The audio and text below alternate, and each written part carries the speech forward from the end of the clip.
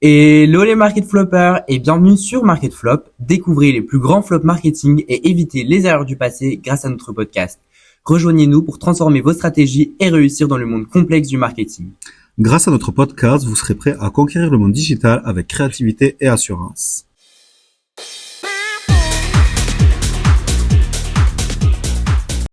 On se retrouve avec Adèle. Marian, Fanny et Jasmine. dans cet épisode, nous allons parler du lancement de parfums qui concerne BIC en 1988. C'est une entreprise qui est connue pour ses fabrications de produits fonctionnels, accessibles à tout le monde, jetables et de qualité, stylos, rasoirs, briquets, que l'on retrouve facilement en grande surface ou chez le buraliste. Le parfum Bic se présentait sous la forme d'un flacon jetable de la taille d'un gros briquet. Il était vendu 25 francs dans les tabacs, soit environ 3 euros. Ces parfums étaient d'un design simpliste, plutôt cheap. Il était composé d'un flacon transparent avec un bouchon de couleur vive. Ce produit est sorti en quatre parfums différents. Deux pour femmes, le rouge et le bleu.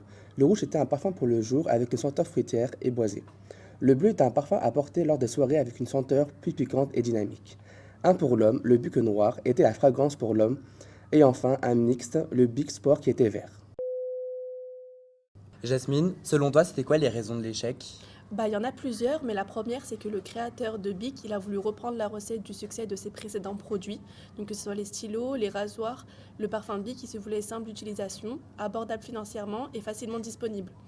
Mais le stylo Bic, les rasoirs ou les briquets, c'est des accessoires indispensables dans la vie de tous les jours et ils n'ont pas une image de produit premium comme peut avoir le parfum. Et toi, Fanny, qu'est-ce que tu en penses ? Je pense que le parfum est un produit luxueux ayant une image premium. Son prix ne dépend pas des matières premières utilisées ni de ses coûts de production. Il dépend surtout de la perception des consommateurs. Et quand on achète un parfum, on achète aussi son image et on achète un parfum surtout pour se faire plaisir. Oui, carrément. Et toi, Adèle, qu'est-ce que t'en penses ? J'aimerais bien avoir ton avis. Selon moi, la deuxième erreur de Bic est de vendre le parfum dans un bar ou un tabac, c'est qu'il ne donne pas une bonne image du produit ni une bonne expérience d'achat.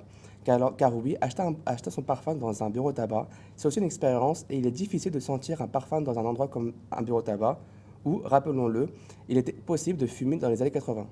Bah oui, pour vendre certains types de produits, la boutique importe beaucoup et c'est le cas pour les parfums, mais le packaging est tout aussi important. Selon moi, le choix du packaging pour les parfums Bic ne reflète pas du tout le caractère glamour et luxueux du parfum qu'on connaît. C'est la troisième grosse erreur de l'entreprise, car les parfums sont connus pour avoir un packaging très travaillé qui sublime le contenu par le contenant.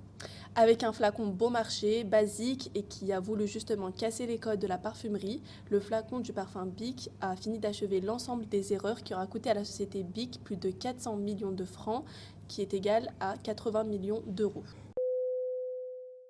Donc on peut conclure que c'est en prenant des risques et en tentant des coups que l'entreprise Bic est devenue aujourd'hui l'une des entreprises françaises les plus connues dans le monde entier.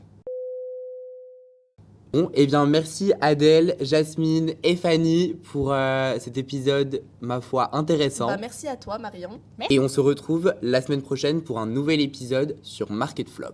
Et rappelez-vous, Market Flop sans flop, c'est pas top!